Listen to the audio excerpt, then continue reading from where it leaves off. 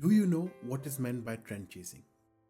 Mostly when people begin investing in stocks or any other asset, they start looking for investments that can provide quick profits, or the assets that have been providing highest returns, or stocks that are in the news and according to their friends are the biggest gainers.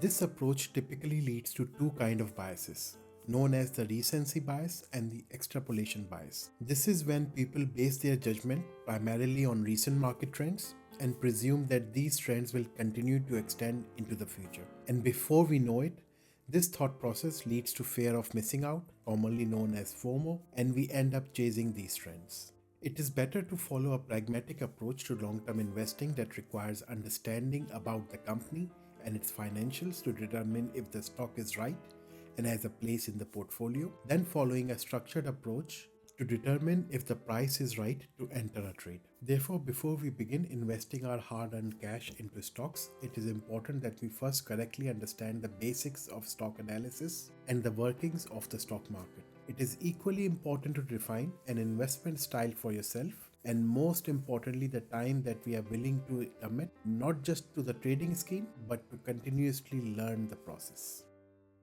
This video will aim to provide the basic knowledge required for stock investing. Based on your level of knowledge, you may skip a few sections using the slider bar below. Let's begin by asking the most fundamental question. Why do we even need to invest in stocks? Long ago, when I was first introduced to the world of financial markets, I learned that a dollar today is more than a dollar tomorrow. Simple words, this means that money loses its value over time, and in future, with the same amount of money, we will be able to buy fewer things compared to what we can afford today. This is what we call inflation. So how do we catch up with inflation? This can only be done by investing in assets instead of holding on to the money as cash. And this is where stocks come in. Not only does it qualify as an asset, it also can be converted into cash when needed. People invest in all sort of assets. They invest in bonds, fixed term deposits, properties. In short, things that can potentially grow in value over time or at least perform better than inflation. As long as the investment does better than inflation, it's a win. It is equally important to consider the preference in terms of liquidity, as not all of these assets can be converted into cash immediately, especially if we seek their fair value. But what is a stock? And what is the difference between a stock and a share? A stock represents having a fractional ownership of the company that issues the stock. Let's assume a company that operates as a private limited entity. This means that the ownership is held by a small group of individuals, typically founders, family members, or a small group of investors. The business now requires additional funds to expand its operations, funds that the current owners cannot contribute. At this stage, the company has two main options. It can either bring in another partner and choose to remain private, or it can open up ownership to the public in exchange for capital investment. Let's say the management decides to offer 30% of its ownership to public investors in order to raise the capital needed for growth. But the company cannot just go directly to these investors.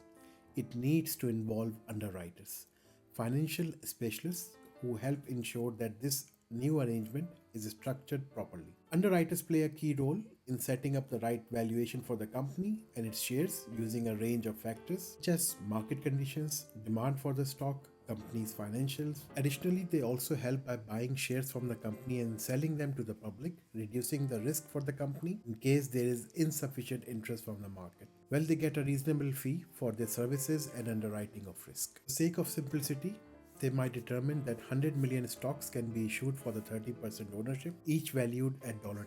This would generate roughly 1 billion in capital for the company, with the entire company now valued at over 3.3 billion. This process of offering shares to the public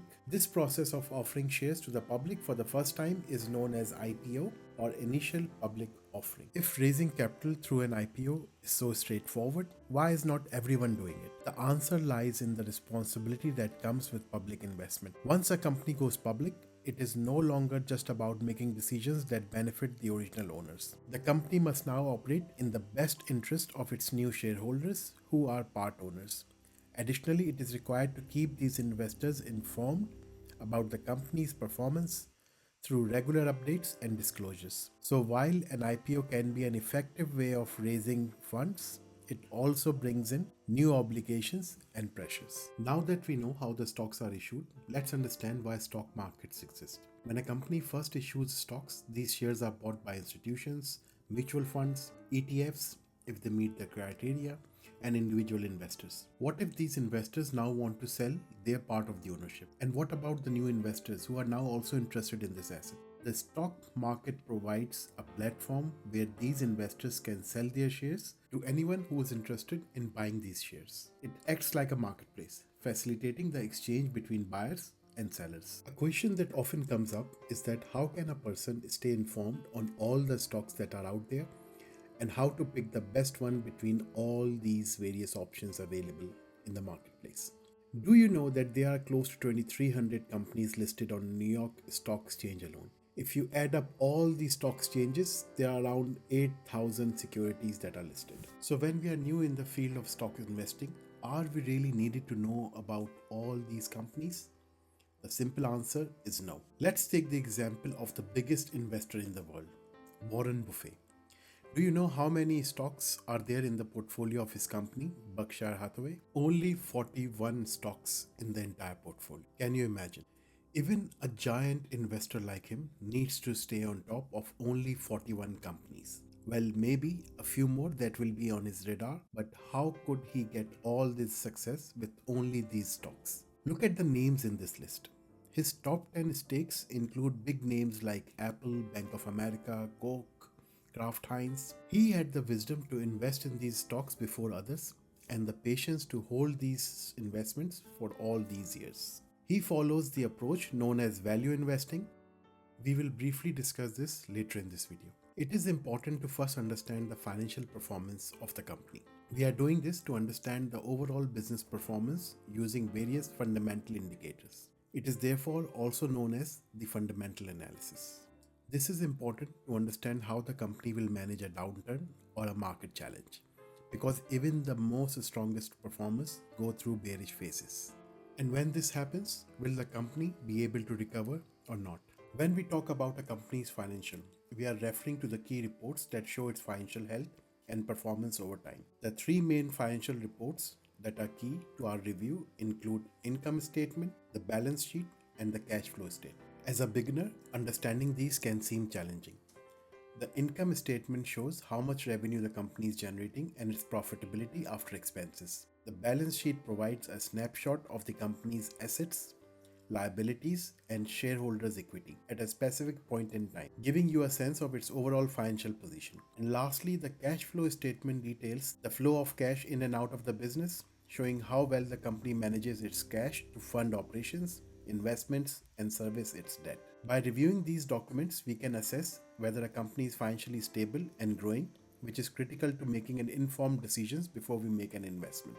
All public companies are legally required to publish these reports and get independent audits to ensure their accuracy. These reports are then maintained on the company's website and can be easily found in a section typically named Financial Statement or Consolidated Statements of Operations. But do remember, and I keep on repeating this in my videos, that one single report means nothing. You have to look for a trend. Luckily, we now have a number of resources online that do this analysis for you and you can access these trends. There are a whole range of indicators out there, but it is important to at least know a few key ones to get you started. Let's begin with revenue or revenue growth.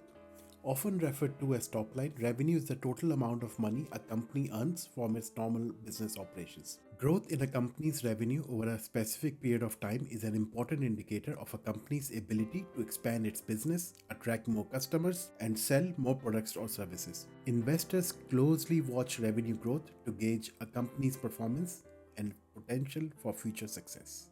Net income is the total profit a company makes after adjusting for all the expenses from its revenue, including operating costs, taxes, interest, and depreciation. It's often referred to as the bottom line because it's the final figure on the income statement showing what the company actually keeps after covering for all its costs. Net income growth refers to the increase in a company's net income over a period of time, typically measured from one quarter to another or from 1 year to another. It's a key indicator of profitability and financial health. Number of shares outstanding refers to the total number of shares of a company's stock that are currently owned by all its stakeholders. This is an important parameter because they are used to calculate key financial metrics such as earnings per share or market capitalization. A company may increase or decrease the number of outstanding shares by taking actions like stock splits, share buybacks, or issuing new shares. If I was to look at only one fundamental indicator across all the financial statements, it will be free cash flow. Unfortunately, many analysts will discount the importance of this indicator. Free cash flow is the amount of cash a company generates from its operations after subtracting for all the expenses, capital expenditures, and major one-off costs. It represents the cash available for the company to use for things like paying dividends, reducing debt, or investing in growth. Free cash flow is a key measure of a company's financial flexibility and overall health because it shows how much cash is left after the company covers its all core expenses. A strong free cash flow indicates that a company has sufficient funds to reward shareholders and has access to cash for future funding. While I will not go in any other detail, but it's equally important to understand the free cash flow to debt ratio. And finally, on the list is price to earnings ratio. Well, I'm personally not a big fan of it, but that doesn't mean that it's not important. It is a valuation metric that compares a company's current stock price to its earnings per share. This ratio is used to assess whether a company is undervalued, overvalued, or fairly priced. A better indicator is to look at forward price to earnings ratio because it uses projected earnings instead of past earnings. Now that we have covered the basics, let's talk about one last thing: value investing. A strategy that focuses on finding stocks that are trading for less than their intrinsic value. The idea here is simple: identify companies that the market has undervalued, buy their stock at a discount, and hold on until the market corrects itself. Value investors believe that over time, the true worth of the company will be reflected in its stock price. The approach requires patience and research, and it's all about analyzing a company's fundamentals like we just covered in the previous sections. As a parting thought, I would highly encourage to research these key market theories because that will help you understand the market cycles and also control your patience when making trading decisions.